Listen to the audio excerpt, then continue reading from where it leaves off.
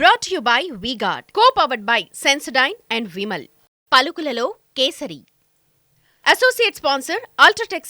Tirupati strong room వద్ద భద్రతను కట్టుదిట్టం చేశారు జిల్లా ఎన్నికల అధికారి కలెక్టర్ ప్రవీణ్ కుమార్. ఎప్పటికప్పుడు ప్రతిరోజు కూడా స్ట్రాంగ్ రూమ్ను పరిశీలిస్తున్న నేపథ్యంలో కలెక్టర్ మనతో ఉన్నారు. చెప్పండి, భద్రతను పెంచారా? అసలు జరిగిన ఘటన తర్వాత ఏ రకమైన పోలీసు భద్రత వస్తుంది? భద్రత పెంచడం తగ్గించడం కాదు. Election commission of India guide lines ఏదైతే ఉందో ఏం జరిగినా జరగకపోయినా మేము as a district election officer చేయాలి. సో ఈ స్ట్రాంగ్ రూమ్ సంబంధించి అన్ని ఏర్పాట్లు, బ్యారికేడింగ్ కానీ, సీసీటీవీ అరేంజ్మెంట్ కానీ, పోల్ P-2 డేస్ ముందే అంటే 13వ తేదీ పోల్ ఉంటే 11వ తేదీ మనం పూర్తి చేయడం జరిగింది. అందులో ఏంటంటే 100 మీటర్స్ ఇది అవుటర్ పెరిమీటర్, తర్వాత లోపల అవుటర్ పెరిమీటర్లో స్టేట్ పోలీస్ ఉంటుంది, లోపల 50 మీటర్స్ తర్వాత ఏదో ఒక ప్లేస్ పెట్టుకుంటాము, అక్కడ ఆర్మ్ రిజర్వ్ ఉంటుంది state police. Third layer strong room దగ్గర ఎక్కడ మా ఈవీఎం లాక్ చేసాము, సీల్ చేసాము, అక్కడ CAPF central armed police force ఉంటుంది, వాళ్ళు మనిషి పంపిస్తారు, దాన్ని పోలీస్ బందోబస్తు చేసి చేయడం జరుగుతుంది. ఇవన్నీ కూడా మేము 11వ తేదీ ఏర్పాటు చేసి 14వ తేదీ కౌంటింగ్ పోల్ తర్వాత నెక్స్ట్ డే తీసుకువచ్చి ఇక్కడ అన్నీ ఏర్పాటు చేసి ఆ ప్రోటోకాల్ అప్పటి నుంచి ఫాలో అవుతున్నాము. కానీ 14వ తేదీ ఏదైతే ఇన్సిడెంట్ ఇక్కడ జరిగిందో అది మన అవుటర్ పెరిమీటర్ ఏదైతే ఉందో అక్కడ నుంచి ఆల్మోస్ట్ 1.5 కిలోమీటర్ ఉంది, అక్కడ జరిగింది. కాబట్టి నేను ఈవీఎంస్ దానివల్ల ఈవీఎంకి ఏదైనా అది సెక్యూరిటీ సంబంధించి సమస్యలు ఉంటే, అనుమానాలు ఉంటే అది ఉండదండి. ఎందుకంటే ఆల్రెడీ ప్రోటోకాల్ తీసుకున్నాం. కానీ ఎలక్షన్ కమిషన్ గైడ్లైన్స్ ప్రకారమే స్ట్రాంగ్ రూమ్ వద్ద భద్రత కొనసాగుతుందా, లేదంటే ఈ దాడి హింసాత్మక ఘటనల తర్వాత ఏదైనా పెంచారా భద్రత? కాదు, ఆ రోజు ఇప్పుడు కూడా ఎలక్షన్ కమిషన్ ఏదైతే ఉందో 100 మీటర్ పెరిమీటర్ ఉండాలి, 200 మీటర్ మేము పెట్టుకున్నాము. ఎలక్షన్ కమిషన్ చెప్పిన గైడ్ లైన్స్ కంటే అదనంగా చేశాను, ఆ రోజు చేశాను. కానీ ఇన్సిడెంట్ తర్వాత ఇంకొకసారి ఇక్కడ కూడా బందోబస్తు ఇక్కడ పెంచడం జరిగింది. ఇది కూడా దాదాపుగా 2.5 kilometres from the strong room. ఇక్కడ కూడా ఓన్లీ ఆథరైజ్డ్ పర్సన్ క్యాంపస్ లోపల పోతారు. ఇక్కడ కాలేజ్ ఉంది కాబట్టి చాలా డిపార్ట్మెంట్స్ ఉన్నాయి కాబట్టి ఆ డిపార్ట్మెంట్లో ఏదైనా వర్క్ ఉంటే తప్ప మిగతా వాళ్ళకు కూడా అలౌ చేయడం లేదు. నేను కలెక్టర్ కూడా వచ్చినా కూడా నేను ఫస్ట్ ఇక్కడ ఎంట్రీ చేస్తాను, సెకండ్ నేను CAP ఆర్మ్ రిజర్వ్ ఎక్కడ ఉందో అక్కడ సంతకం చేస్తాను, లోపల వెళ్ళేదని చేస్తాను, దాన్ని స్ట్రాంగ్ రూమ్ దగ్గర చేస్తాను. 3 ప్లేసెస్లో నేను సంతకం చేసి వెళ్ళాలి.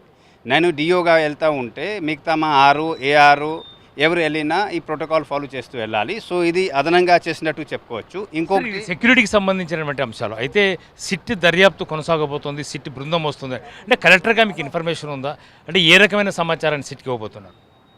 లేదండి, సిట్ ఏర్పాటు చేసినట్టు నేను పేపర్లోనే చూశానండి. ఆఫీషియల్ కమ్యూనికేషన్ కలెక్టర్కి ఉండదు, ఎందుకంటే ECI డైరెక్షన్ ప్రకారం ఏదైతే CS గారు, DGP గారు మీటింగ్ అటెండ్ అయినారు, టర్మ్స్ ఆఫ్ రెఫరెన్స్ వాళ్ళకి ఇచ్చి ఉంటారు, వాళ్ళు ఏం చూడాలి, ఎవరితో మాట్లాడాలి, ఎలాంటి ఇన్ఫర్మేషన్ కలెక్ట్ చేయాలి, ఆ విధంగా వాళ్ళు పనిచేస్తారు. డైరెక్ట్గా డిస్ట్రిక్ట్ కలెక్టర్స్తో ఏదైనా అడగాలంటే వాళ్ళు మాకు నోటీస్ ఇస్తారు, నేను మళ్ళీ ఆయనకి సమాధానం చెప్తాము. ఆ స్టేజ్కి రాలేదు, వాళ్ళు నన్ను అడగలేదు, అడిగితే మేము సమాధానం చెప్తాము. తర్వాత ఏం జరిగిందో, ఎట్లా జరిగిందో ఏదైనా అడిగితే మేము చెప్తాము. డిఓగా ఇప్పటికే మీరు ఎలక్షన్ కమిషన్ నివేదిక ఇచ్చారా? నో, యాజ్ ఎ DO కాకుండా యాజ్ ఎ డిస్ట్రిక్ట్ మెజిస్ట్రేట్ ఏదైనా చిన్న లా అండ్ ఆర్డర్ ఇష్యూ జరిగిన జిల్లాలో మా బాధ్యత ఉంది. క్షేత్రస్థాయిలో ఉన్న సబ్ డివిజనల్ మెజిస్ట్రేట్ అంటే ఇక్కడ సబ్ కలెక్టర్ కానీ RDO కానీ ఎక్కడ ఉంటే వాళ్ళు రిపోర్ట్. రెండోది లా అండ్ ఆర్డర్ ఎప్పుడు కూడా సూపరింటెండెంట్ ఆఫ్ పోలీస్ నేతృత్వంలో మానిటర్ చేస్తారు యాజ్ ఎ డిస్ట్రిక్ట్ మెజిస్ట్రేట్. వాళ్ళ దగ్గర నుంచి వచ్చిన రిపోర్ట్, రెండో రిపోర్ట్ తీసుకొని ఫ్యాక్చువల్ రిపోర్ట్ మేము గవర్నమెంట్కి ఎప్పుడు సబ్మిట్ చేయాలి, ఎలక్షన్ సంబంధం ఉన్నా లేకపోయినా. అది ఒక రూల్ పొజిషన్ మేము తెలియజేస్తున్నాను.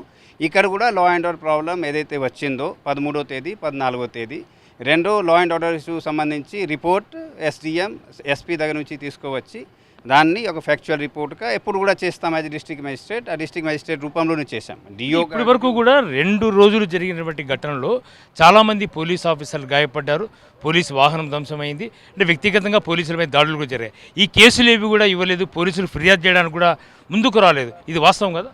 కాదండి, నేను ముందు as a district election officer నేను ఏ చట్టం ప్రకారం ఎవరు ఏం చేయాలి నేను చెప్తున్నానండి. ఒక ఇన్సిడెంట్ జరిగింది, వెంటనే ఏం జరగాలి, ఫస్ట్ ఇన్ఫర్మేషన్ రిపోర్ట్ FIR నమోదు కావాలి, అన్ని కేసెస్లో జరగాయా లేవా అది చూసుకోవడం.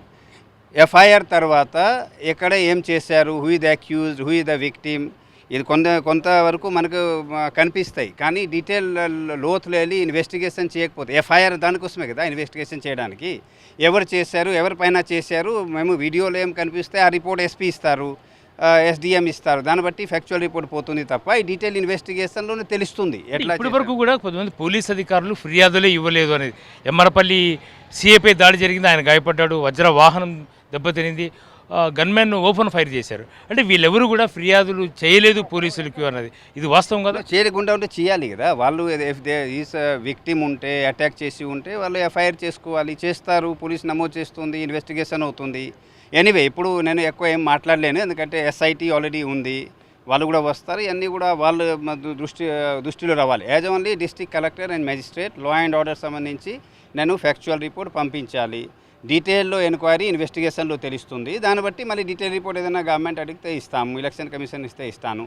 ఎనీవే ఇష్యూ ఇప్పుడు ఎస్ఐటి దృష్టిలో ఉంది కాబట్టి ఎస్ఐటి ఎంక్వైరీలు ఏదైనా వాళ్ళు అడిగితే మేము సమాధానం చెప్తానండి. అంటే ఖచ్చితంగా ఇప్పటికే సిట్ అధికార బృందం అయితే ఇప్పటికే జిల్లాకు వచ్చింది. జిల్లాకు వచ్చినటువంటి సిట్కి అన్ని రకాలుగా సహకరిస్తాం, అడిగిన సమాచారాన్ని కూడా ఇచ్చేందుకు తాము సిద్ధంగా ఉన్నాము అని కలెక్టర్ చెప్తున్న నేపథ్యంలో స్ట్రాంగ్ రూమ్ వద్ద అయితే భద్రతను పెంచిన పరిస్థితి కనిపిస్తుంది.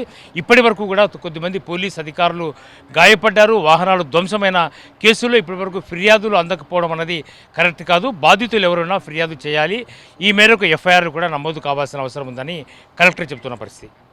కెమెరా పర్సన్ జగదీష్తో రాజు టీవీ9 తిరుపతి స్ట్రాంగ్ రూమ్ నుంచి. Brought to you by V-Guard, co-powered by Sensodyne and Vimal. పలుకులలో కేసరి. Associate sponsor Ultratech